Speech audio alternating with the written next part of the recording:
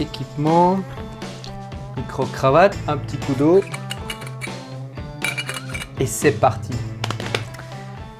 Bonjour et bienvenue dans cette vidéo dans laquelle je vais t'expliquer le matériel que j'utilise pour réaliser mes vidéos et celles de mes clients. Donc si tu es un entrepreneur qui veut améliorer ton business avec la vidéo, tu es au bon endroit. Bienvenue! Chaque jour, tu vas recevoir via la newsletter une pépite dans ta boîte aux lettres. Je t'envoie un mail, tu y réponds, tes remarques, tes insultes, tes compliments, tout ça, je prends et je te réponds, on commence à discuter, etc. Vraiment, n'hésite pas. Donc on va parler vidéo, ça c'est sûr, vidéo marketing, vidéo de persuasion qui persuade les gens à acheter tes produits, tes services. Voilà. Alors, je suis en même temps sur l'ordi, je suis le guide. J'ai surligné en vert le matos que j'utilise quasiment tous les jours, qui est indispensable à mon activité et que je te recommande vivement également. Bon, alors, trêve de bavardage, on commence. Le Sony A7 III, il est génial. C'est un appareil photo caméra que j'utilise là en ce moment. Je te fais une petite image, clac. En direct, voilà le Sony équipé de l'objectif Zeiss 25 mm et j'ai à côté le 85 mm 1.8.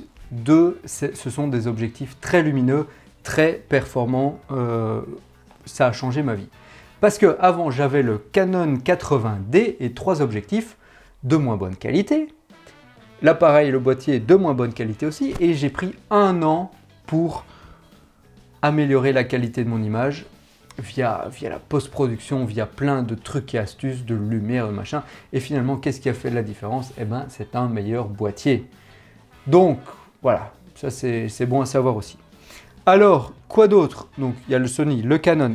Qu'est-ce qui peut nous donner une image? Une GoPro. La GoPro Hero 6, c'est là. Black Edition, très bien, mais c'est sport, c'est pour aller dans l'eau, dans l'air, dans le feu, non pas dans le feu, c'est pour aller partout quoi. Pour des vidéos marketing, oui éventuellement pour des b-roll, pour filmer votre activité, etc. Ça peut être utile, mais je ne la recommande pas pour des simples face caméra. Pour du simple face caméra, un smartphone suffit. C'est pas facile à dire. Donc, par exemple, j'utilise aussi mon iPhone XS Max. Il fait des très bonnes vidéos, 4K aussi, avec une application dédiée que je vous parle juste après, plus tard. Voilà, donc pour filmer aussi, c'est très bien. Vous avez tous un smartphone. Tu as ton... On peut se tutoyer? Oui? Ah, cool, c'est mieux, je préfère. Bon, tu as ton smartphone, tu peux très bien réaliser de très belles vidéos avec ton smartphone. L'accessoire pour avoir des images stables, il y en a plusieurs. Il y a, on va commencer par celle qui est là, le Ronin S. Ronin S, voilà, il est livré dans une belle boîte en frigolite, je pense. Hop là. Et donc, c'est un stabilisateur pour caméra avec le manche qui contient la batterie, un trépied là-haut et la tête avec 3 moteurs. Donc ça donne des images stables à condition de jouer au ninja et de marcher subtilement en douceur. Voilà. Si on le prend comme ça, l'image elle sera pas très stable. Mais bon, c'est déjà super bien. C'est génial. Ça aussi c'est un truc, il est en verre qui change la vie. Alors le même en version téléphone, le DJI Osmo Mobile 2. Voilà, tu peux filmer en vertical ou en horizontal, tu cales ton téléphone là, hop, c'est génial. Ah, c'est trop bien ces histoires là. Bon, très pratique. Et en plus ici, il peut être mis sur un trépied, donc voilà, et tourner, te suivre via les programmes. C'est fou ce qu'on fait actuellement. Hein. Hop, et pour le ranger, c'est facile, voilà. Bon, le meilleur stabilisateur pour une image, c'est un trépied, c'est un bête trépied. 3 pieds, hop, par terre, ça ne bouge pas. Si on ne shot pas dedans, il va rester stable. Et l'image, elle est utilisable à 100%, du début du premier clic au clic de fin. Toute la bande est bonne, quoi. Un trépied. Bon, ici, j'ai mis le Videomat 638 de Velbon. C'est pas un bon trépied, c'est un pas cher et il est déjà tout pété. Toutes les vis là se dégradent au fur et à mesure. Donc prenez un bon. Je recommande du Manfrotto. C'est ce que dès que celui-là est plié, fondu, je passe chez Manfrotto, ce sera beaucoup plus solide. Alors, le dernier, voilà, ça c'est le Joby Joba. Trépied, vraiment très pour les vlogueurs, quoi. On peut prendre la caméra comme ça, c'est pour vlogger, c'est pour se balader avec, pour le poser n'importe où.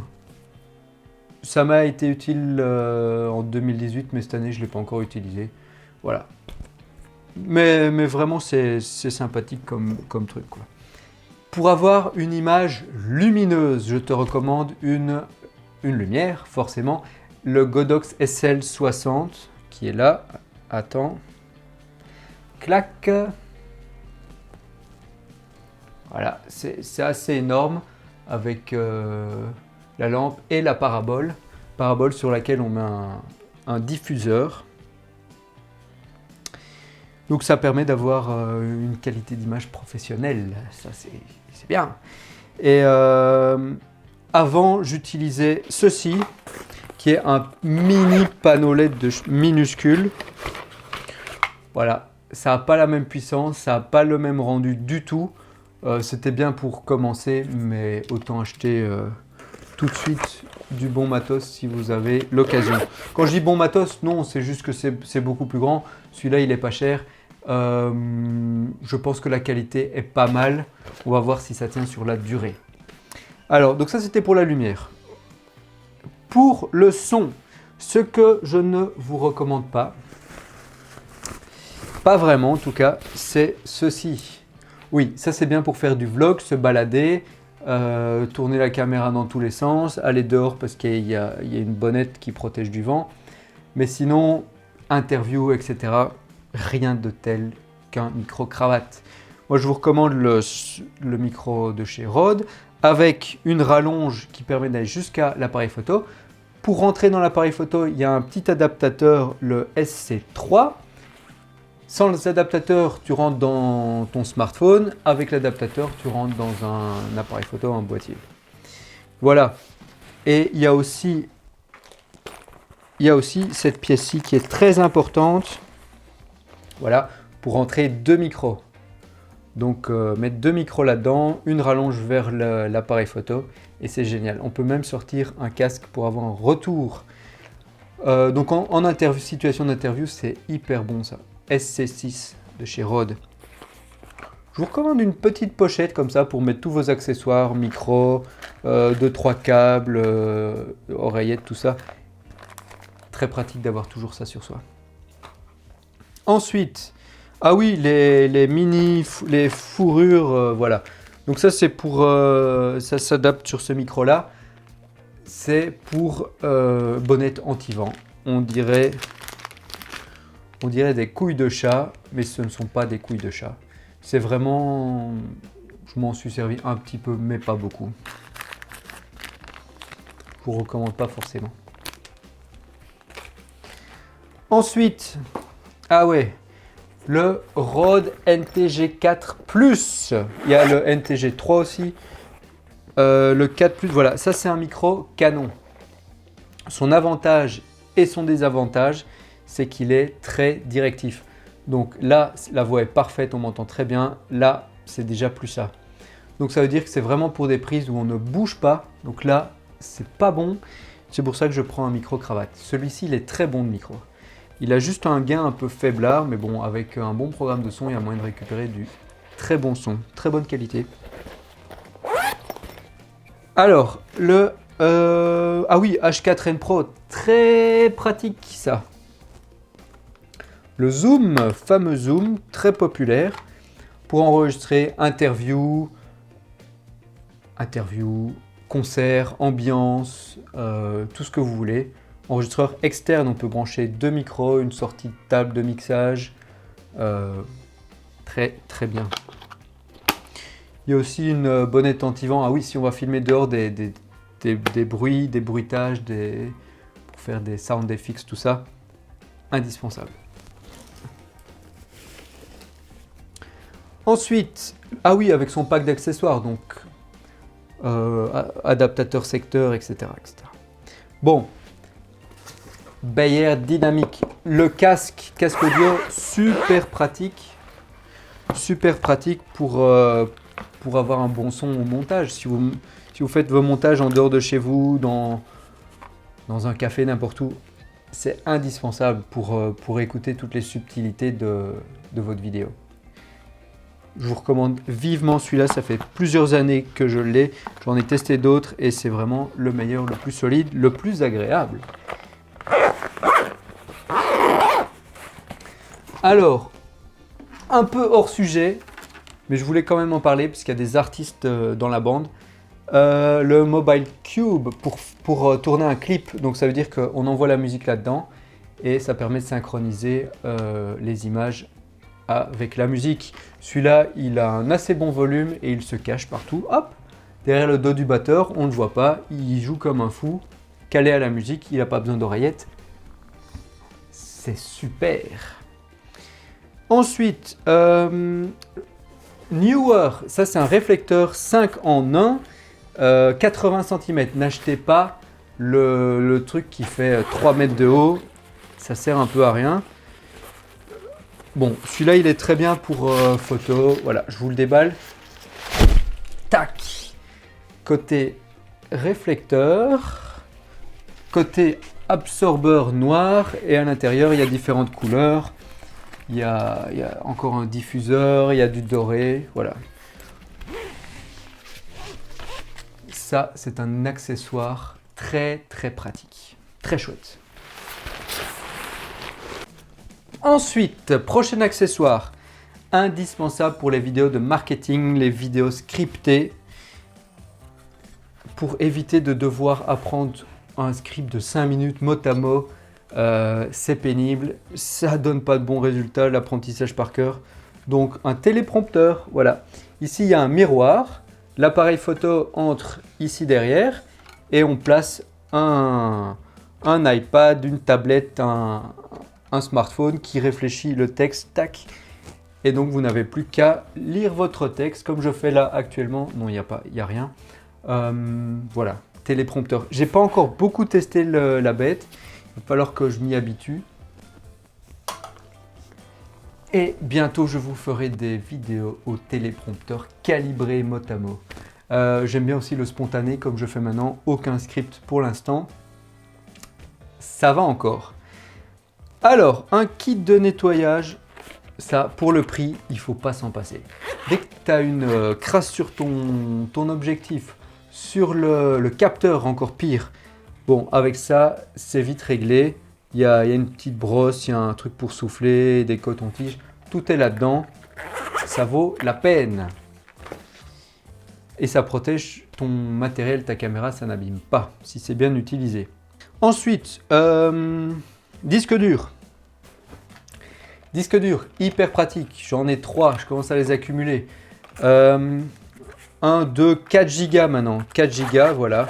Avec la pochette qui va avec, très pratique. Pour transporter, ils sont protégés. Parce que dès qu'on se lance dans la vidéo, bah la capacité du disque dur de l'ordinateur, c'est jamais assez. Il en faut toujours plus. Mort, mort, mort. Mort au disque dur. Alors, ah oui, ça, quand on va à l'extérieur pour filmer, un sac Low Pro Tactique machin, c'est génial. Ici, tous les compartiments, il y en a d'autres, on peut les assembler, désassembler et construire son sac en fonction de ce qu'on a à mettre dedans. On peut mettre un ordi 15 pouces là-dedans.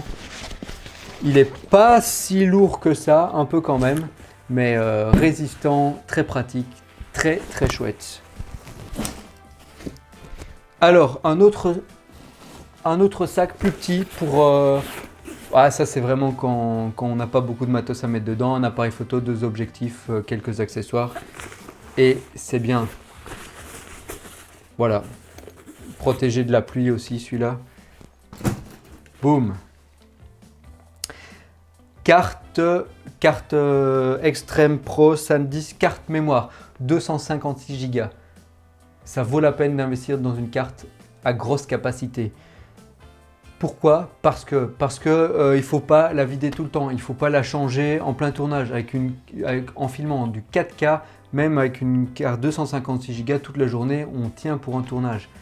Avant j'avais plusieurs cartes 64 que je devais changer, voilà, c'est du confort, c'est génial, une bonne grosse carte. Alors la suite, Leatherman Surge. C'est un couteau multifonction, multipasse, et voilà, il y a une scie, c'est génial, on peut scier, on peut tout faire. On a toujours besoin d'un couteau en situation de tournage. Je vous recommande vivement celui-ci ou un autre, peu importe. Un MacBook, bah oui, un ordi qui tient la route, qui peut faire du montage 4K sans ramer. C'est précieux aussi cette histoire. Je m'en sers tous les jours évidemment. Un truc que je ne vous recommande absolument pas, c'est ça, un filtre ND Polaroid machin. Je m'en suis servi pendant un tournage, ça n'a pas donné des super résultats. Bon après il faut savoir s'en servir aussi, mais voilà. En gros, qu'est-ce que c'est le filtre ND? C'est une lunette. Voilà. C'est comme une paire de lunettes de soleil, mais pour votre objectif. Non recommandable. Ensuite, oui, batterie d'appareil photo. Il en faut 1, 2, 3, 4. Ça dépend de vos conditions de tournage, mais il ne faut pas hésiter là-dessus, quoi. Pareil pour le drone, 5 batteries de drone. Une batterie, ça dure 20 minutes. Donc, s'il y a un tournage de 1 heure ou 2 à faire, autant être préparé et autant tenir le coup, quoi. Alors, Manfrotto 1314B, oui, ça c'est 2 pieds de micro, 2 pieds de lumière, trépied, avec une tige au milieu, c'est pour mettre un fond vert ou d'autres fonds. Très pratique, mais je me sers surtout des pieds pour faire tenir la lumière ou faire tenir le téléprompteur. Je fais pas encore du fond vert. Alors, GoPro, ah oui, alors là on va passer au truc, l'inutile, le harnais pour GoPro qui se fixe sur le torse. Ouais, ça sert vraiment dans des conditions très spécifiques, sur une moto, sur un vélo, mettre une caméra, ok, ça fait un plan, bon, ça fait un peu cher pour ce que c'est, je vous le recommande pas. Ceci, adaptateur USB 3, USB-C vers USB, lecteur carte pour les nouveaux Mac là, c'est indispensable cet accessoire. Sinon, je peux même pas brancher, je peux rien brancher sur ce Mac. Donc ça, indispensable. Pause. Ah.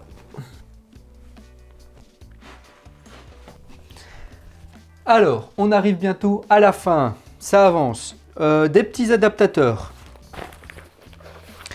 Petits adaptateurs pour passer d'un pied de micro à un accessoire photo-vidéo. Ou l'inverse, c'est hyper pratique. J'en ai 2 de chaque.